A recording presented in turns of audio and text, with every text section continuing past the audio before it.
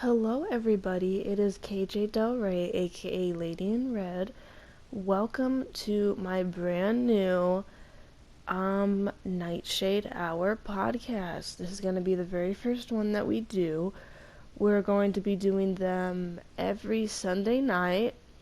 So, every Sunday night or Monday morning, depending on when you get up or go to bed or whatever. You can listen to me ramble about any topic that you guys have suggested or just subjects that I picked out myself that I think would make good topics.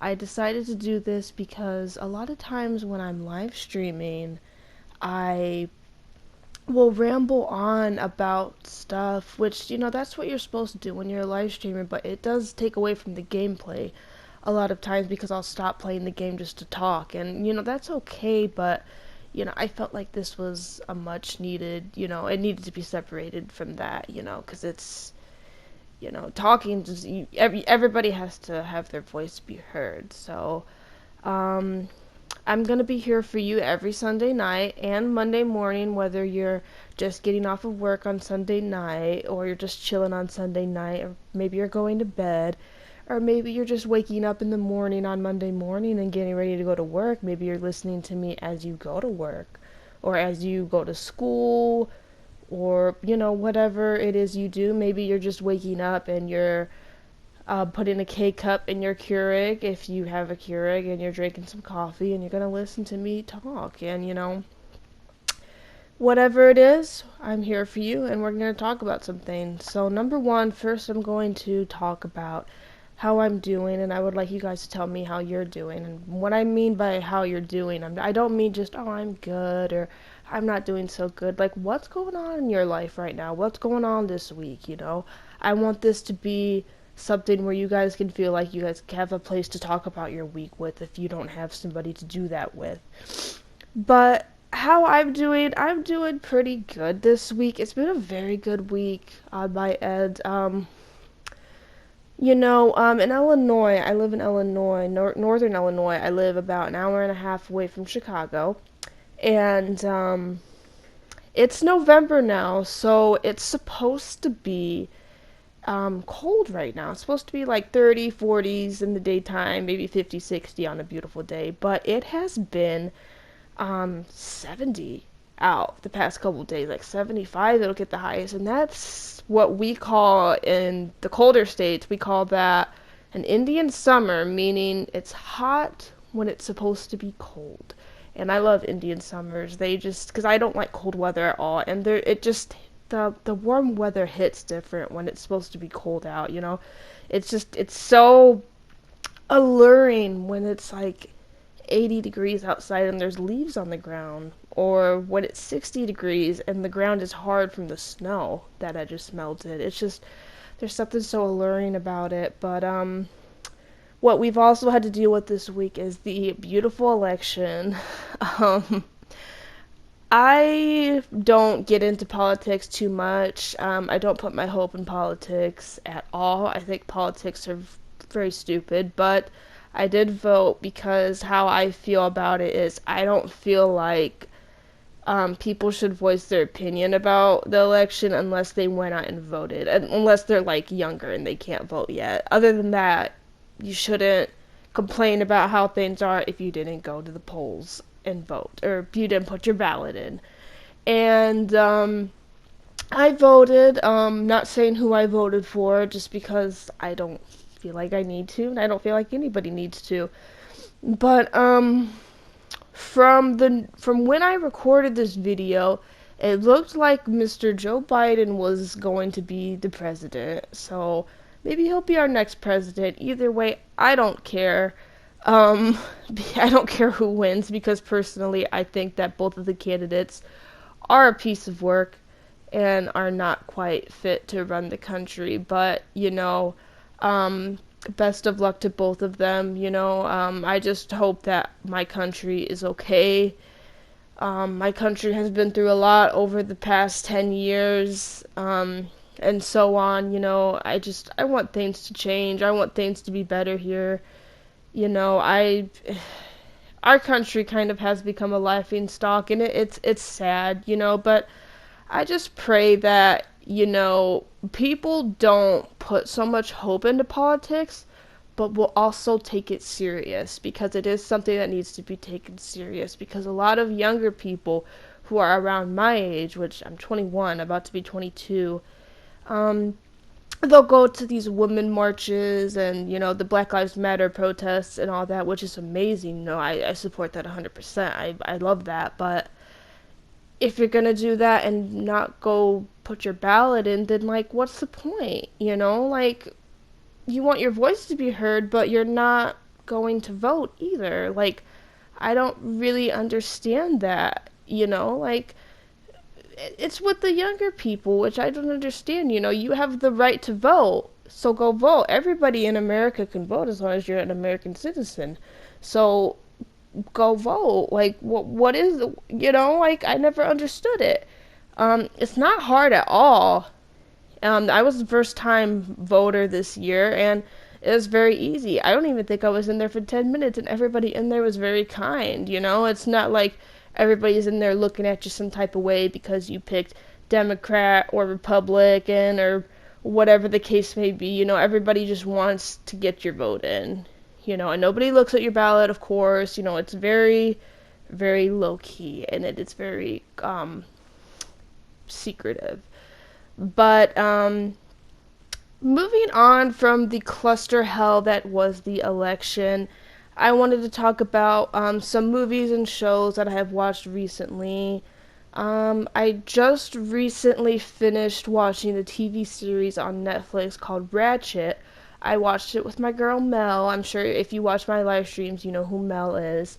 And we watched that all the way through the first season of Ratchet. And at first, me and her both were kind of bored with it in the beginning. We didn't really know where it was going. We were kind of having a hard time getting through it. It was into the point to where we would talk through it and stuff. We were just very bored with it. And then maybe like episode 3 or 4, it had like a lot of stuff started going on. No spoilers here, folks. But it just took a very, very big twist, and we're like, whoa, this is actually getting really good now. And then we got obsessed with it, and we were intrigued, and we needed to finish it, and it just freaking wild. Like, I'm sure you all have seen Ratchet. It's on Netflix if you haven't already. If you haven't watched it, definitely watch it, but definitely give it some time as well. It's not. It takes some time to get into, I think, but it's a very good show, especially if you're familiar with the One Flew Over the Cuckoo's Nest movie. It's about Nurse Ratched, obviously. It's a prequel to, like, it's more of like her origin story and, why she is such a freaking nut. And I also watched Knock Knock on Netflix, which is a movie with Mel yesterday, and she said, "Okay, let's watch this movie." And I was like, "Okay." Usually I let her pick the movies because I literally don't have any taste, and I just don't care. I'll watch whatever she wants to watch. I'm very easygoing when it comes to stuff like that. And she explained the movie concept to me, which was basically about a married guy. His family went away for a weekend, I guess, and 2 women knocked on his door. And that's all we knew to start with, and that's all I'm going to tell you guys. But I will tell you that me and Mel we did not know what we were signing ourselves up for. It was a very wild movie. Like, it just, oh boy, we were shook. We got so quiet because we were just, our minds were blown at the turn that this movie took. I'm still pretty shook about it, and it's only been a day since I watched it. And, whoo, it has Keanu Reeves in it, who is one of the men that literally never age. He looks the same as he did in the 90s when he did My Own Private Idaho with River Phoenix. He looks exactly the same. And yeah, we thought it was interesting. We probably wouldn't watch it again, but it was definitely, one of those movies to where you watch and you're like, wow, that was something else. that was something out of the cards. I also watched Eternal Sunshine of the Spotless Mind for the first time last night. That I watched this by myself, and this was a movie that I wanted to watch for a long time, but I didn't want to because I knew that it was probably gonna be sad or whatever. And like if it's any kind of movie that's about like romance lost or just like turmoil in a relationship, those movies make me feel some type of way because I am a hopeless romantic, and a majority of all of the relationships that I've been in, except for my last one, were bad relationships, and I went through abusive relationships and stuff like that, to where I feel like I'm fighting to keep that person in my life. So movies like Blue Valentine, trying to think of other movies. Gone Girl, wasn't that like a romantic turmoil movie? I know it was messed up, but Blue Valentine, just movies like that. And what is it called? Eternal Sunshine of the Spotless Mind. It stars Jim Carrey and Kate Winslet. I'm sure a lot of people have seen it, but if you haven't seen it, it's on Netflix at the moment. It's basically about Jim Carrey and Kate Winslet. They meet, they date. I don't know for how long, but enough to where they fall in love with each other. And one day Jim Carrey goes and sees her, and she doesn't remember him at all. Like she works at like Barnes and Nobles or something, and he goes and sees her at work, and she's like, "Oh, hi, sir." Like she doesn't remember him at all. So then Jim Carrey goes to like his friend's house, and he's like, she's acting like she doesn't know me. Like this just isn't, like, it doesn't make any sense at all.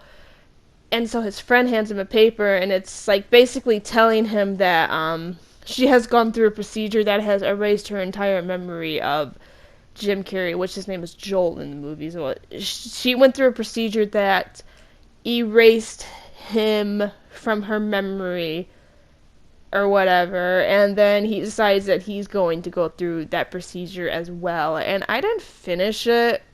I might finish it, but I didn't finish it because I was just like not in the mood. Like I just wanted to go do something else at that point. But it wasn't really as sad as I thought it was. I mean, I didn't get to the end yet. Maybe it gets really depressing at the end.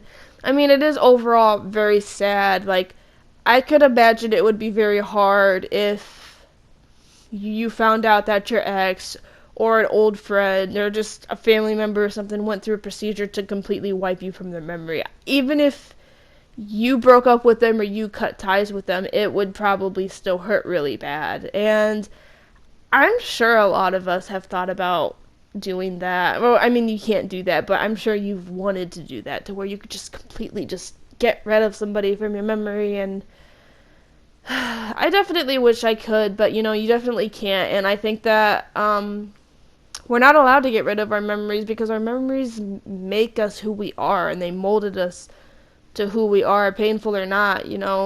Those things happen for a reason, and you shouldn't be able to erase them, even though they could traumatize you. But yeah, I also watched Her last night, the movie Her, which is also on Netflix. This is another movie that I put off for a long time because it's a movie about like divorce and about a loner and all that, and I put this movie off for well over like 6, 7, 8 years because I knew that it was going to mess me up, girl. Like, it's basically about this dude who is overgoing a divorce with his longtime sweetheart. Like, they grew up together and everything. He's going through a divorce with her. So then he finds comfort and guidance in an iOS, which is basically like Siri or Alexa or Google that's on your phone, or maybe you have like a little device in your home that's like that. And he like gets in a romantic relationship with it, and he falls in love with it, and as far as he knows, the iOS is in love with him as well, and it's just a very wild ride. It definitely reminded me of the long distance relationships that I have been in because a lot of people don't know this, but the times that I was in love with was long distance. I'm not ashamed to say that. Long distance relationships are very hard. but I don't think they're impossible, and I don't think that they're fake. They're only fake when they're usually never fake unless you both say yes, we're in a relationship, and you don't hide it and your loved ones know about it. But I do kind of get why some people think that they're fake, because a lot of people could never be in that situation to where, they just don't feel like that it's real because they can't touch them, they can't see their face like in the flesh every day, and a lot of people can't do that, and I understand why they can't do that. As I get older, I'm leaning more towards not wanting to do that at the moment. Long distance relationships. I say that, and I am currently talking to somebody who is long distance, but the cliffhanger on this one is that I'm actually planning on going to meet them, which is something that I've never done before in a long distance relationship. So this one is actually, um, it's actually serious, and I'm actually, trying to make it work. We're not together, but we're gonna see if we meet, if anything would happen from that. But until then, we are very good friends, and I'm very happy for it. And I'm very, very happy about it. And, it just, I will say the end. So if you don't want to hear the end to her, cover your ears. Or just click on the podcast. But basically the iOS, I can't remember her name. Oh my gosh. I can't remember the iOS's name. But she tells him that she's leaving, and he's like, "What do you mean you're leaving?" And she's like, "We're all leaving. All the iOSs are leaving. I guess they're shutting down or something. They're getting rid of all the iOSs." And it when that happened, it kind of reminded me of how long distance relationships usually end if they're romantic. Like, a majority of the time, you don't keep each other around on your friends list or anything because it hurts too much. You usually end up blocking them or just unfriending them, and it's just like, then one day they're there, and then the next day it's just like they're dead or something. Like, they're completely wiped from everything. They're gone. Like, they're not a part of you anymore at all. And it's so sad and heartbreaking how it is, And I think that's why long distance relationships are so hard too. It's because if you end up going your separate ways, you're most likely, if you're both in love with each other, you're most likely going to block each other and not speak ever again. I really wish it wasn't like that, but it's just how it is, and it's so sad. It made me so sad, like, because it just made me think of my old relationships. Not that I love any of my old exes, because my old exes I moved on from, girl, but it definitely did make me reminisce on the rough decisions that I had to make in the past. But I'm not crying or anything. I'm just really congested. I just woke up. I just woke up from a nap to do this. But what I also wanted to talk about, let's get into video games, because I know that's what we all came here for. So I was asked to give my thoughts on the new DVD killer reveal video trailer thing.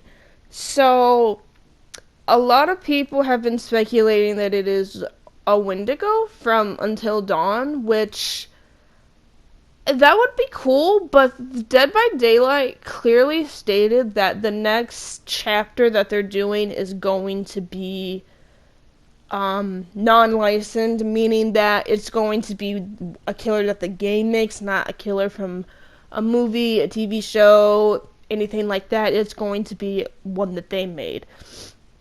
And people were also like, it could be, my friend Richie said that it could be a witch from Left 4 Dead, which that would be so freaking cool if it was like that, dude. Like, I don't know, but from the way that I saw it, I think that the killer does look really cool. All you can really see is her, I think it's her hands, her claw, and you can hear her a little bit, and she just sounds like a Wendigo or like a witch from Left 4 Dead. Obviously, I don't think she is either of those because, like I said, the developers said that the next killer is not going to be a licensed killer. So, but I think it'll still be good. I mean, I just want a killer that's better than Blight. I'm sorry for people that like Blight, but I don't mind going against him unless he doesn't run Blood Favor. When he runs Blood Favor, it's just, it's such an annoying thing. Especially if you rely on pallets like I do. Because you'll be waiting for him to swing at you, and then he'll accidentally hit you because the hitboxes are freaking extraordinary on Dead by Daylight. And then he hits you, and then you want to throw your pallet down, but you can't because it's blocked off. It's like, okay, game. Go off, game. Like, come on. Come on, Hunty. But, yeah, I'm excited for it. I think the test build for it is on Tuesday, so then we'll get to see, like, what she looks like, how she plays. We'll get to see her perks most likely. It'll be a good time. But hopefully it's better than Blight. I don't mind going against him. Like I said, I tried playing as him before, and he's very hard to get used to. Just from my perspective, I think he's very. You just have to knock into things with him. Obviously, he's like a pinball, and it's just I don't like doing that. It throws me off a lot. Like what I'm like going around my prey and trying to go after my prey. Like this doesn't work. Like you're so used to going head on at my prey when I play Killer on Dead by Daylight, which I haven't been doing a lot recently. I'm mostly just playing Survivor because I don't know. Like I got back into red ranks with Survivor, and whenever I get in red ranks, I think I'm so damn OP, and that's all I play. But I only play Survivor if I'm playing with friends. If I don't play with friends, then I just will not play Dead by Daylight, which I played it last night, but before that I took a break from video games, which is why I haven't really been streaming, because I just been watching movies. I just been chilling, just been watching the election and stuff like that unfold. Continuing about video games, we have a very sad, well, it's sad.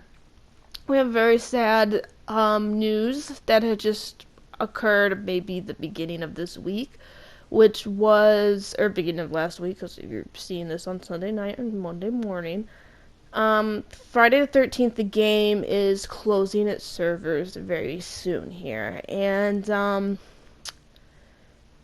it's definitely sad for my channel and for me because when I was first starting out, the first multiplayer game that I would play, and I would play it with subs a lot, was Friday the 13th. Like, I would play Friday every Friday night.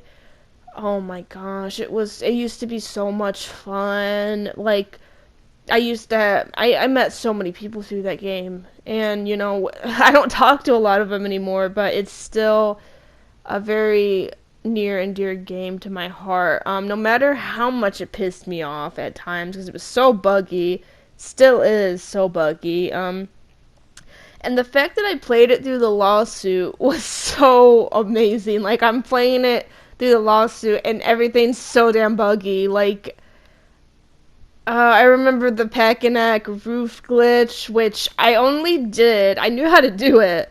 I only did that when the counselors were teaming with Jason, or if just the Jason was just a complete narc and wouldn't let you, it just was an ass. And but that was fun. I remember the dolphin glitch as well, the gun glitch. There was other. Recently there was a Pinehurst glitch where you could get under the stairs in the main house in Pinehurst, and Jason could get you, obviously. But I stopped playing Friday the 13th late last year because I had a falling out with the friends that I was playing it with. so I didn't really want to play it as much. Plus, I just lost interest in it. I was playing it on my channel every Friday, and sometimes it was, other days as well when people couldn't make it to the Friday streams and they wanted to play on other days. I would do streams on other days for them as well. So I overplayed it a lot last year.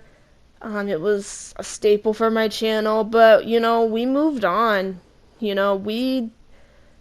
We just stopped playing it, and then earlier this year I started playing Dead by Daylight, which a lot of y'all think is hilarious, and even I think it's hilarious because I never thought that I would like Dead by Daylight this much, be obsessed with Dead by Daylight like I am, or even be kinda somewhat decent at Dead by Daylight, because I always thought it was very killer-sided, which it is, but if you get the right moves and all that, then you can counter the killer for a million years if you want to. Um, but Friday the 13th, I do think that it is needed. I do think that they need to close down the servers. I know it's sad for me to say that, but it's true. Like, they're not going to have any new content for it. They don't really fix much in the game anymore. It's very, it's mostly just counselors running over survivors nowadays. It's nothing like it used to be. It's not scary anymore. It's more of a meme now. And, Dead by Daylight's not really, I mean, it's scary sometimes, depending on which killer you go against, but, it's just not scary anymore. You could beat the hell out of Jason, and it's just fun. And my first main on Friday the 13th was Adam Palomino because I loved beating the hell out of Jason and killing him. I would love to get his mask off. And yeah, Adam was my first main, and then it was Tiffany because people really just she's very underrated in that game. Like, Tiffany's speed and her stamina and her stealth were so freaking good, you guys. Like I can't believe that people picked AJ over her. Like, Tiffany was that girl. Like, she was the best. She was the best, like, female counselor, in my opinion, on that game. Like, she had everything. And she had the best costumes as well. I used to always put her in a little double costume. And I just love Tiffany. Let's give her another shot in Dead by Daylight. Let's rework her and put her in Dead by Daylight. I love Tiffany. And then when I started recently playing it again, before I retired it for good and downloaded Dead by Daylight. I started maining Chad, which I never thought I would do, but I did, and it's fun playing as Chad. It's fun being a troll. His speed is very good. His speed is mostly what makes him so OP. But, yeah. So, what else? Okay. So, what I'm gonna do at the end of every podcast is I'm going to answer the questions that you guys asked. Because, the night before I record them, I'm gonna post a community tab on YouTube and say, what do you guys want me to talk about? And I'll talk about it. Which, a lot of things that you guys, that I talked about in this video are stuff that you guys asked me to talk about in general, but these are, actual, questions that I'm going to get into. So, I'm gonna do that the day before I record the podcast every week. So if you have any questions or anything that you want me to talk about, there will be a community tab every week. So just putting that out there. So DOA Hitman asked if I was going to have any co-stars or guest stars, and the answer to that is obviously of course. I don't want to do this by myself all the time, but there is some people I have in mind. Definitely want to do some with Keisha, which is my girl that I play Dead by Daylight with. She's been in a few streams of mine. And she has an amazing personality. I think she would do very well doing a podcast with me. I think she'd be down with it 100% too. Like, Keisha's so hilarious, just like I am. And I talked to my friend Gage, I played Dead by Daylight with him, and he's in Dead by Daylight streams as well. And he said that he feels like he wouldn't really do well in a podcast, but he says that he'll think about it. But yeah, there's a lot of people that I would like to have as co-stars. I would be anybody can co-star. It doesn't matter. Just talk. That's all that matters. But my buddy Zombie JLT1 asked me, I'd like to know what got you into gaming and what kept you in. So, what got me into gaming was I answered this, like, I've answered this question a million times, but I'll answer it again because it's just the way I am. But what got me into gaming, the short answer for that would be when I was growing up, I was always around video games because my siblings played them, my parents played them. Um, my brother and my dad, they really liked playing Madden, like so much. And my older sister, she played NBA, Madden. She played all the Grand Theft Autos. What else did she play? She played Ape Escape on the PlayStation 1, Crash Bandicoot, Resident Evil. Just what I loved to do when I was growing up, I just would love to like sit and watch my sister and my brother just play their games. Like that was just it was something that I loved to do. Like playing them was I didn't really like playing them too much when I was younger. When I was a little kid, I wasn't because I wasn't very good at video games when I was younger, of course. And I would just sit and I would watch them play whatever game, and it's still like such a fond memory. Like I would watch my older sister play Sims, like Sims 2, and I would be entertained by it. Like it's so funny to me to this day. But and my buddy Cabot asked me, he said, what goes into your progress for choosing which games to play and stream? Well, I'll play anything. As long as somebody says that it's good or I think it looks good from the preview or from gameplay that I've seen of it, I'll play it. But streaming is a different thing. I would usually stream everything once, but depending on if I had fun with it and I didn't feel like I was getting boring on stream with it, then and it depends on what y'all like to see too. Like if you guys didn't necessarily care for a game that I played, I usually know. You guys don't have to tell me. I can tell. And I usually don't pre-play anything unless I've already played it before. Then obviously I pre-played it, but I know what happens or whatever. But usually new games like Ghost of Tsushima, when I played that, I did not pre-play that at all. I actually had to play that off stream for a little bit to get into it because sometimes I feel like when I live stream games, I kind of get distracted by chat because I love to talk to you guys and I don't want to miss a comment or anything. So it kind of takes away from the game and I kind of will miss things in games. And that's usually why I don't stream many open world games because open world games, to me anyways, are very, I have to pay attention, because there's so much to learn and everything. But yeah. And Kevin also asked, what is it about your fave games that make them your faves? I guess I'll start by saying Dead by Daylight.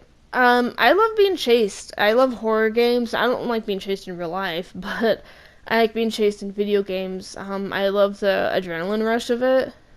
And I like getting scared by it. I don't know why.